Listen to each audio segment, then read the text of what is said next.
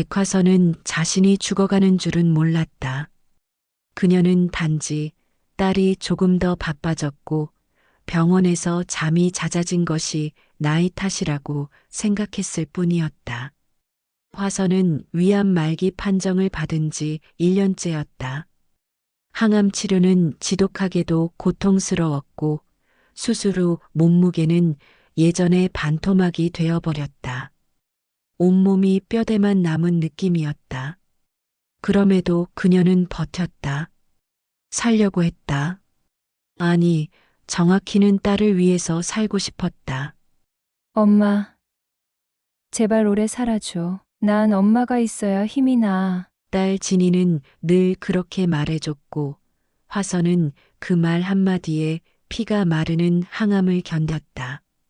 진이는 효녀처럼 보였다. 언제나 병실에서 미소 지으며 간호했고 의사에게 자세히 설명을 들었고 때로는 병원 침대 옆에서 밤을 새기도 했다. 간호사들이 놀라워할 만큼 딸은 지극정성이었다. 하지만 어쩐지 그 다정함이 너무 계산된 듯 보일 때가 있었다.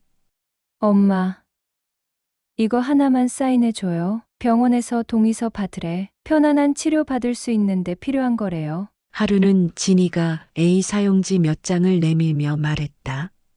마침 진통제 주사 후 몽롱했던 화선은 뚜렷하게 읽지도 못한 채 펜을 들어 이름을 적었다. 편안한 치료. 딸이 그렇게 말했다. 화선은 믿었다. 딸이 자신에게 해를 끼칠 이유는 없다고. 그런데 이상한 일은 그날 이후부터 시작됐다. 식사는 그대로였지만 뭔가 맛이 희미해졌다. 약을 먹고 나면 종일 잠만 오고 깨어나도 마치 수면제를 한 움큼 삼킨 듯 몸이 무거웠다. 진이는 그럴 때마다 꼭 이렇게 말했다. 엄마가 편하셔서 다행이야. 요즘은 덜 아파 보이셔. 그 말에 화선은 애써 고개를 끄덕였지만 가슴 어딘가가 찜찜했다. 왜 나는 점점 아무것도 못 느끼게 되는 걸까? 병원 옆 침대에 할머니가 교체된 것도 이상했다. 그 할머니는 몇 달 전부터 암 투병을 함께하며 늘 대화를 나누던 이였다. 하지만 어느 날 갑자기 사라졌고 아무도 그에 대해 말하지 않았다. 아, 그냥 전원되셨어요. 간호사가 짧게 그렇게 말했다. 하지만 그 간호사의 눈빛은 흔들리고 있었다. 그리고 그날 밤 딸 진이는 누군가와 전화를 하며 조용히 말했다. 네. 이번 주 중엔 마무리할 수 있을 거예요. 의사 선생님도 동의했고요. 약 처방도 조정됐어요. 그 말이 희미하게 벽 너머로 들려왔고 화선의 손이 가늘게 떨리기 시작했다. 무엇을 마무리한다는 걸까? 약 처방이 조정됐다는 건 무슨 뜻이지? 그리고 누구와 통화한 거지? 그날부터 화선은 잠드는 게 무서워졌다. 눈을 감으면 영영 다시 뜨지 못할 것 같은 불안이 목을 조였다. 며칠 후 진이는 간호사에게 이렇게 말했다. 이번 주엔 엄마가 정말 편해지셨으면 좋겠어요. 고통은 의미 없잖아요. 화선은 창문 너머로 보이는 먼 하늘을 바라봤다. 나는 지금 정말 편안해지고 있는 걸까? 아니면 사라지는 중인 걸까? 무서웠다. 너무 무서웠다. 하지만 딸을 의심한다는 게 더 끔찍했다. 한날 1시에 웃고 울던 아이였다. 학교에서 울고 오면 가방도 내려놓기 전에 품에 안았던 딸이었다. 그런데 그 아이가 이젠 나를 편하게 해준다며 치료를 말한다.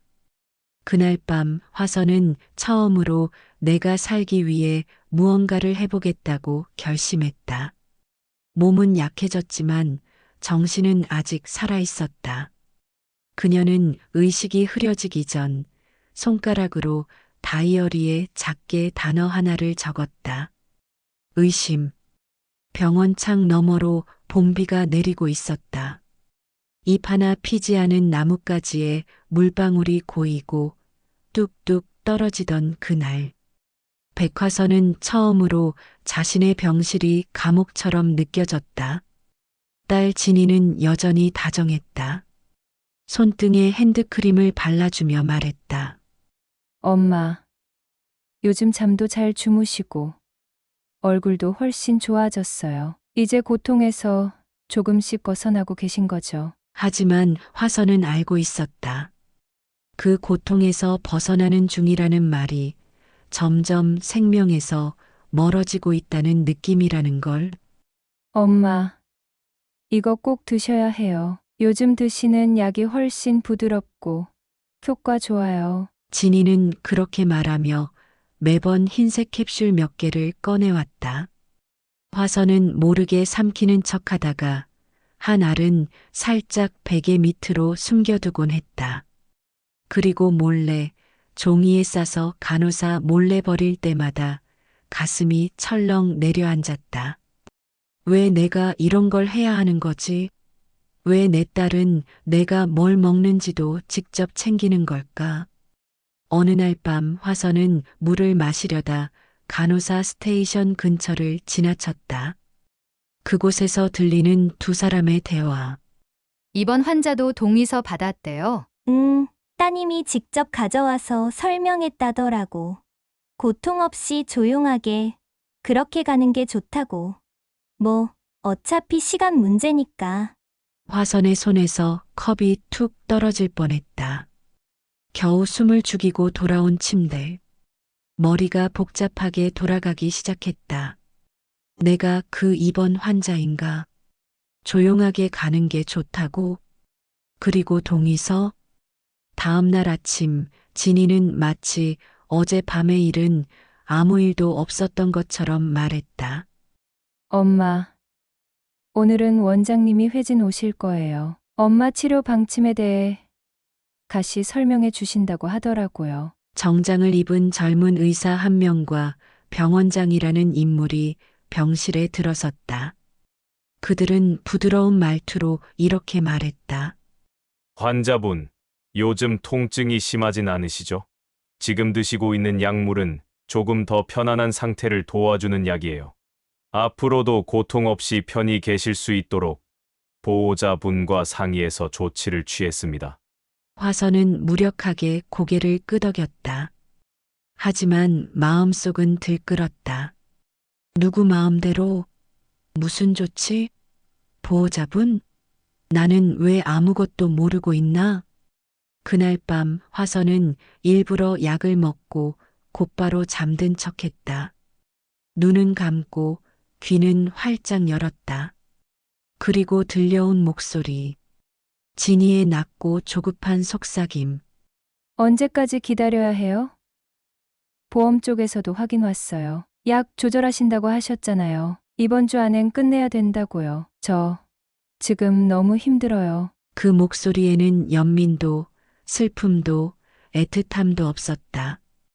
오직 지겨움과 조바심 그리고 돈에 대한 집착이 맴돌고 있었다. 화선의 눈에서 뜨거운 눈물이 흘렀다. 딸이, 자신이 온몸으로 낳아낸 딸이 그녀를 끝내야 할 존재로 여기고 있었다. 그날 새벽 화선은 떨리는 손으로 작은 쪽지를 적었다. 도와주세요. 내가 곧 죽게 될 수도 있어요. 그 쪽지를 화장실 가는 척하며 원무과 창구 책상 밑에 살짝 밀어 넣었다. 며칠이 지났지만 어떤 반응도 없었다.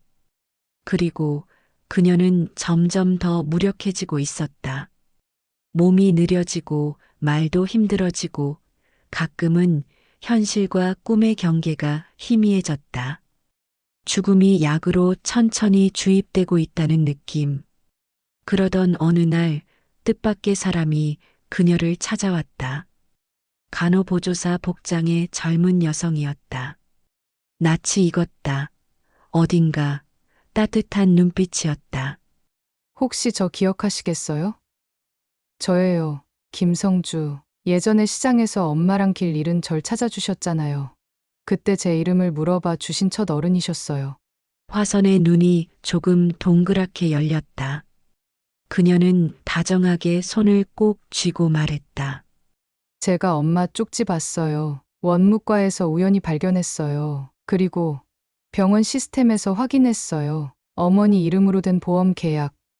그리고 소극적 안락사 동의서. 이거 따님이 직접 제출한 거더라고요. 순간 세상이 멈춘 듯 했다. 화선은 자신의 심장이 또렷이 뛰는 걸 느꼈다. 나는 아직 살아있다. 그리고 죽지 않을 거다. 절대로 그냥 두지 않을 거다. 백화선은 자신이 살아있다는 걸 증명해야 했다. 단지 숨을 쉬는 게 아니라 생각할 수 있고, 느낄 수 있고, 싸울 수 있다는 걸 세상에 그리고 딸에게 보여줘야 했다. 성주는 의외로 침착했다. 어머니, 아직 시간 있어요. 병원 측은 그 동의서로 이미 약물 조절에 들어갔지만 강제적인 건 아니에요. 근데 따님이 정말 보험회사랑도 연결되어 있었어요. 사망 확정이 되면 지급되는 보험금이 무려 1억이에요. 1억, 그 숫자가 화선의 가슴을 찔렀다. 그토록 사랑했던 딸이 그 사랑을 금액으로 환산한 순간, 그녀는 딸의 마음에서 이미 오래전에 어머니가 아니라 수익으로 변질되어 있었다는 사실을 받아들여야 했다. 그러나 받아들이는 것과 무너지지는 것은 다르다. 화선은 무너지지 않기로 했다. 성주야. 나 말이 잘 안 나와. 근데 생각은 분명해. 성주는 화선의 눈을 바라봤다. 그 안엔 생이 꺼지기 전 마지막 불꽃 같은 것이 있었다. 도와드릴게요. 저 혼자선 힘들지만 다른 사람도 같이 움직이면 가능할지도 몰라요. 성주는 말없이 움직였다. 밤마다 스테이션에 앉아 근무표를 확인했고 의사와 원장실이 비는 시간대를 기록했다. 그 틈을 이용해 병원 내 인트라넷에 접속해 화선의 의무 기록, 투약 내역, 보호자 제출 서류들을 캡처했다. 그리고 하나씩 USB에 옮겼다. 그 정보들 중 가장 결정적인 건 이것이었다. DNR 동의서, 백화선, 보호자 백진희, 두 나트 리서시테이트, 심정지 씨, 소생술을 시행하지 않겠다는 서약. 그리고 안락사동의 체크란엔 확실하게 동그라미 표시가 되어 있었다. 화선은 성주에게 손을 꽉 잡고 부탁했다. 진이한테 다 들었다고 말하지 마. 지금은 내가 준비해야 해. 이제 화선은 연기자가 되었다. 약기운이 센 척, 정신이 혼미한 척, 헛소리를 늘어놓는 척. 하지만 머릿속은 또렷하게 돌아가고 있었다. 진이는 어느 날 화선을 보며 미소 지었다. 엄마, 이젠 다 끝나가는 것 같아. 고통도 줄고, 나도 이제 좀 살 것 같아. 그 말을 듣는 순간 화선의 가슴 속에서 불덩이처럼 뜨거운 분노가 피어올랐다. 딸의 얼굴이 그렇게 낯설 수가 없었다. 자신이 밤낮 없이 도시락을 싸서 학교에 보냈던 그 소녀가 자신이 고열에 쓰러져도 아이 돌보느라 병원 한 번 못 갔던 그 시절의 딸이 이제는 자신의 죽음을 편해졌어라고 말한다. 그날 밤 성주는 작은 녹음기를 쥐어주며 말했다. 어머니, 진희 씨가 또 혼자 병실에 올 때 녹음해 보세요. 결정적인 말이 필요해요. 그리고 제가 따로 연락한 사람이 있어요. 병원 외부에서 오래 활동하신 의료 인권 변호사분이에요. 그분이 이 자료 보고 경찰에 정식 진정 넣을 수 있다고 하셨어요. 화선은 결심했다. 내가 죽기 전에 진실을 세상에 드러내겠다. 그리고 딸을 용서하지 않겠다. 며칠 뒤 기회는 왔다. 진이는 평소와는 달리 핸드폰도 내려놓고 병실에 들어왔다. 바짝 다가온 그녀는 화선이 듣고 있는 줄도 모르고 작게 속삭였다. 엄마, 이제 곧 편해지실 거예요. 의사 선생님도 바뀌고 나서 잘해주시고, 저도 솔직히 너무 지쳤거든요. 너무 오래 끌었어요. 엄마, 미안하지만 우리 둘 다 위해서 그래요. 엄마가 그냥 이대로 가주시면 나도 살 수 있어요. 그 순간 화선의 손 안에서 녹음기 불빛이 깜빡였다. 그 말 한마디로 딸은 자기를 덫에 걸었다. 화선은 아무 말도 하지 않았다. 그저 가늘게 눈을 떴을 뿐이다. 하지만 눈동자는 서늘했다. 진이야, 작은 목소리로 그렇게 부르자 딸은 순간 움찔했다. 엄마 아직 살아있다. 그거 잊지 마. 백화선은 더 이상 연기하지 않았다. 이제는 진실을 말할 시간이었다. 더는 잠든 척하지도 않았고 머뭇거리지도 않았다. 그녀는 살아 있었고 깨어 있었고 싸우기 위해 단단히 무장된 상태였다. 녹음기 안에는 진이의 자백이 고스란히 담겨 있었다. 엄마, 미안하지만 이제 좀 가주셔야 해요. 그래야 나도 살 수 있어요. 이 말은 단지 감정이 아니었다. 명백한 동기였다. 살해 의도의 증거였다. 성주는 녹음 파일과 함께 수집해온 자료들을 정리했다. 보험사 계약서, 병원 진료 기록, 안락사 동의서, 진이가 병원에 남긴 보호자 서명, 그리고 원무과에 전달된 의료지시서까지. 그 안엔 소생 거부와 진통 목적의 약물 조정이라는 명목 하에 이루어진 의도적 생명 단축이 분명히 적혀 있었다. 그리고 마침내 그날이 왔다. 모든 퍼즐 조각이 제자리에 놓이는 순간 화선은 자신의 방으로 병원장과 진이를 부르게 했다. 의사 1명과 간호사 2명, 성주도 함께였다. 단단한 준비 끝에 방은 마치 무언의 재판장이 되었다. 화선은 침대에 앉아 조용히 입을 열었다. 오늘은 다 알고 있다는 걸 말하려고 불렀습니다. 그녀의 목소리는 차분했고 눈빛은 싸늘했다. 진이는 처음엔 웃었다. 어색하고 가식적인 웃음이었다. 엄마, 무슨 말씀이세요? 몸은 좀 어떠세요? 화선은 작은 리모컨을 눌렀다. 테이블 위에 올려진 블루투스 스피커에서 녹음된 음성이 흘러나왔다. 엄마, 이제 곧 편해지실 거예요. 너무 오래 끌었어요. 이젠 그냥 가주셔야 해요. 순간 공기가 얼어붙었다. 진이의 얼굴은 사색이 되었고 병원장은 천천히 눈을 내리깔았다. 화선은 차분히 그러나 단호하게 말을 이었다. 내가 본 서류, 내가 들은 목소리, 내가 느낀 약물의 이상 다 기억합니다. 그리고 딸이 날 죽이려 했다는 것도요. 진이는 황급히 손을 내저었다. 아니에요. 그건 그냥 말이 그런 거였지. 그게 무슨 살인이에요. 엄마가 너무 아프니까 그냥 편하게 해드리자는 의미였어요. 보험사에 제출한 문서도 그냥 말이었니? 성주가 조용히 서류를 꺼냈다. 여기 보호자 직인과 함께 제출된 보험금 청구 관련 서류요. 사망 후 30일 내 청구하면 위로금이 5천만 원 추가 지급된다고 명시돼 있네요. 진이는 멍하니 서류를 바라봤다. 입을 벌렸지만 아무 말도 나오지 않았다. 그 순간 병원장이 침묵을 깨고 나섰다. 이건 오해입니다. 병원은 환자 보호와 안락한 치료를 위해 최선을 다했을 뿐이에요. 보호자 요청에 따라 조치했을 뿐입니다. 화선은 냉소적인 웃음을 지으며 말했다.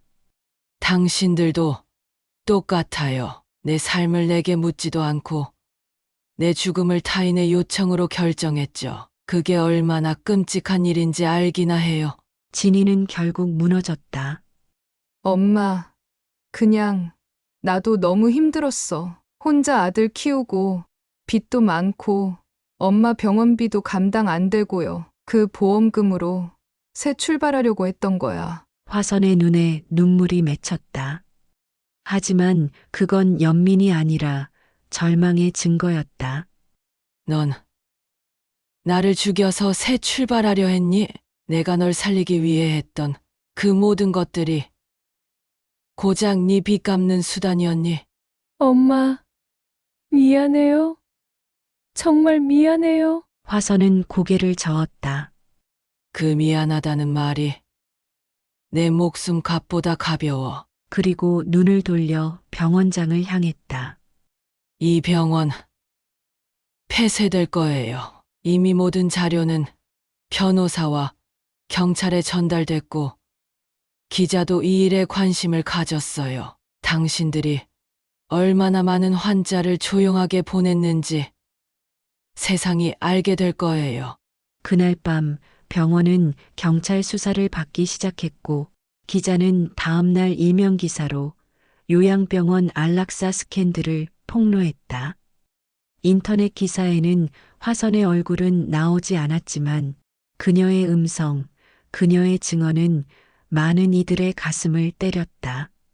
진이는 살인미수 및 보험사기 혐의로 긴급 체포되었고 병원장은 의료법 위반 및 공모 혐의로 수사를 받았다. 그리고 백화선. 그녀는 모든 걸 잃을 뻔했지만 결국 자신을 되찾았다. 백화선은 병실 침대에 앉아 창밖을 바라보았다.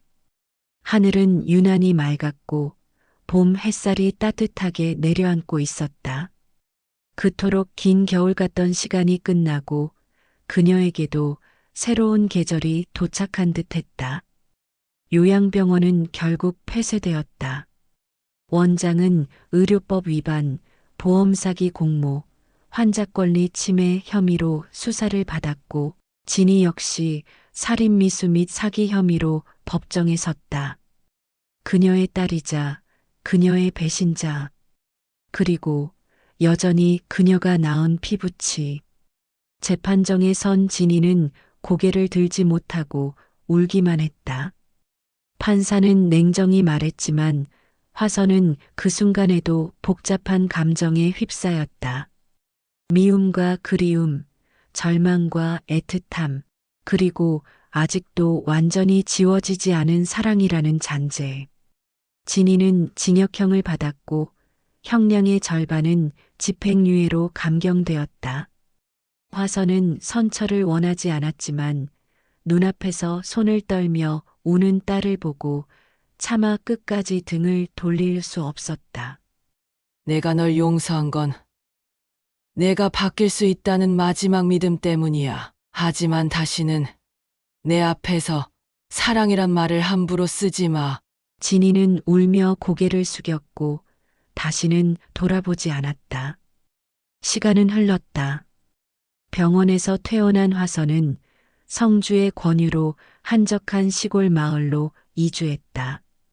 몸이 다 나은 건 아니었지만 공기 좋은 곳에서 조용히 살아가는 일상은 그녀에게 살아있음을 체감할 수 있는 선물이었다. 성주는 그녀 곁을 지켰다. 화선은 성주에게 수없이 말했다. 그날 내가 내 쪽지 못 봤으면 나는 이미 이 세상 사람이 아니었을 거야. 아니요. 어머니가 살아있으시기 때문에 제가 그 쪽지를 본 거예요. 둘은 함께 장을 보고 마당에 채소를 심고 봄이면 꽃을 심고 가을엔 잎을 주었다. 화선은 어느 날 작은 다이어리를 꺼냈다. 그녀가 병원에서 몰래 썼던 일기장이었다.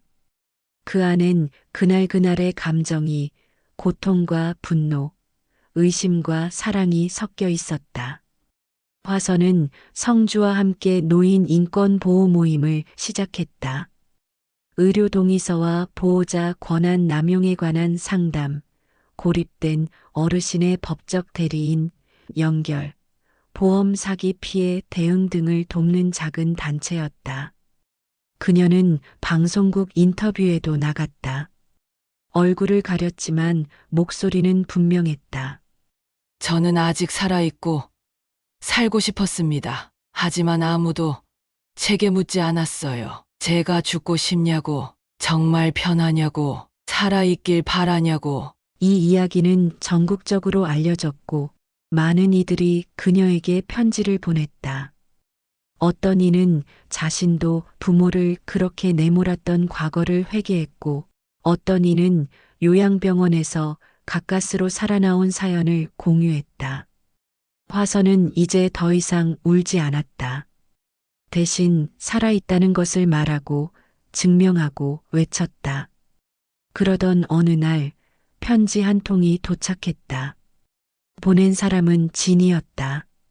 엄마, 나 아직도 용서받을 자격이 없다는 거 알아요. 근데 요즘 엄마가 했던 말들이 자꾸 떠올라요. 엄마가 어떤 마음으로 나를 키웠는지, 내가 그 마음을 어떻게 배신했는지 말이에요. 편지는 짧았다.